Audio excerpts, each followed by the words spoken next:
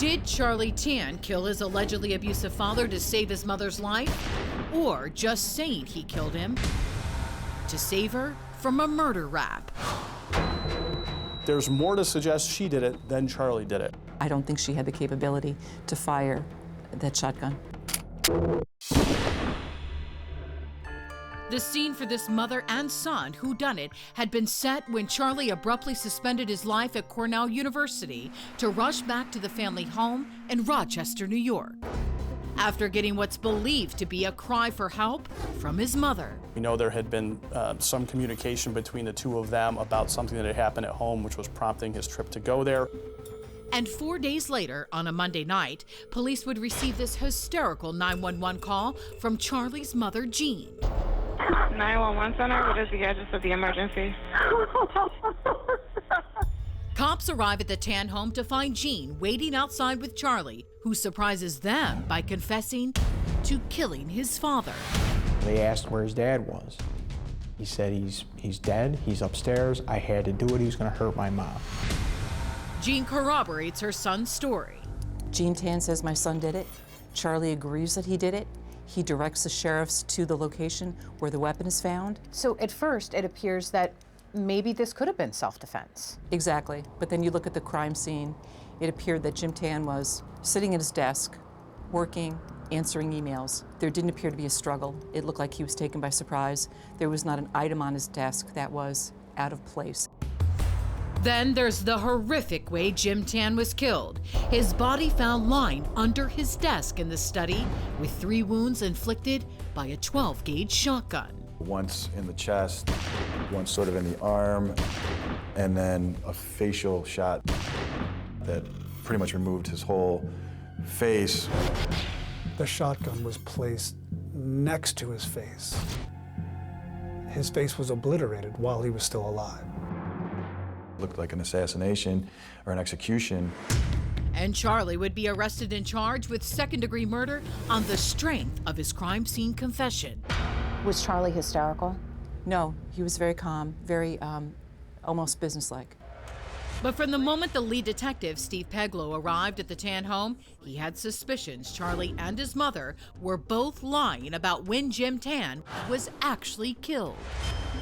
There was an odor of what bodies smell like when they have been around for a while, when they've started to decay. And you get that smell when you walked into the home. You knew this was not a fresh murder. That was the first indication. The second indication was the blood evidence. There was dried blood all over. Then there was the state of the body. I realized that Jim Tan was out of rigor mortis.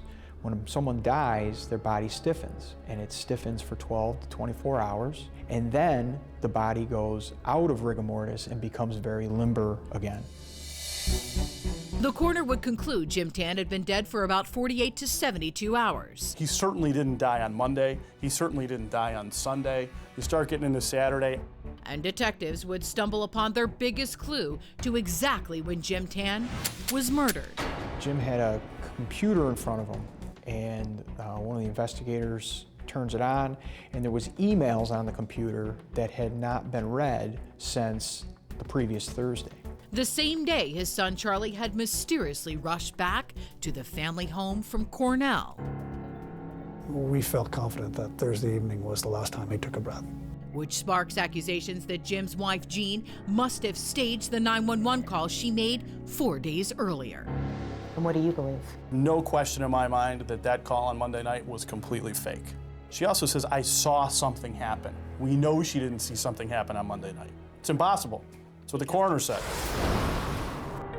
Investigators have no evidence to indicate it was Jean who actually committed the murder, but they would gather a lot of circumstantial evidence pointing to Charlie as his father's killer. Learning that he had gotten a hold of the murder weapon that same Thursday that he returned home from Cornell. They would uncover the surveillance video of Charlie trying to buy the shotgun at Walmart near the university on his way back to Rochester, only to be turned away because he reportedly didn't have the necessary documents. But the surveillance video then shows a friend going back into the store and buying the gun for Charlie. Our affiliate WHAM reporting that the shotgun would become a centerpiece of the murder case against Charlie Tan. Tonight, Jim Madelinsky with a closer look at the gun in question. We believe he loaded it because his fingerprints are on the ammunition, came home and essentially ambushed his father as he sat at his desk. Investigators would also find this foreboding email Charlie sent to his fraternity brothers at Cornell that same day.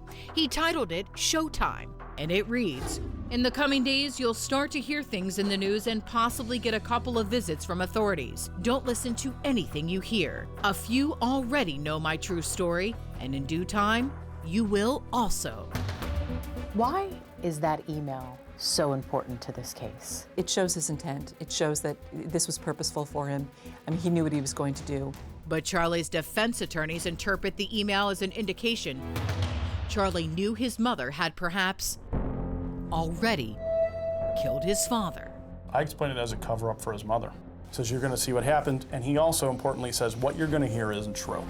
That suggests to me that he's taken the fall for his mother.